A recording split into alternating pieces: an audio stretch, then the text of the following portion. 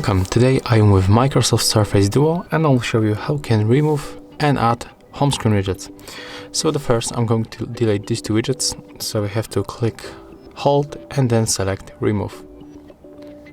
Do the same with the second one, and as you can see we easily get rid of the widgets from our screen. If you add the new widget you have to select your screen and then you have to click here to add widgets. Right now we can find here a lot of widgets. For example, I'm going to remove I'm going to attach maybe this one, so we have to click and hold and then drag for your screen. I'm going to put it right here.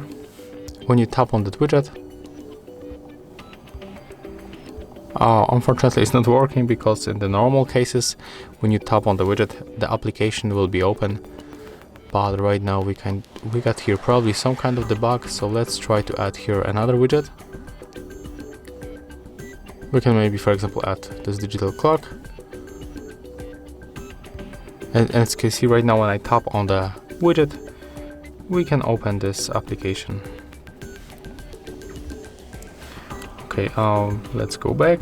So as you can see, that's how you can remove and add widgets in Microsoft Surface Duo. If you find this video helpful, remember to leave a like, comment and subscribe.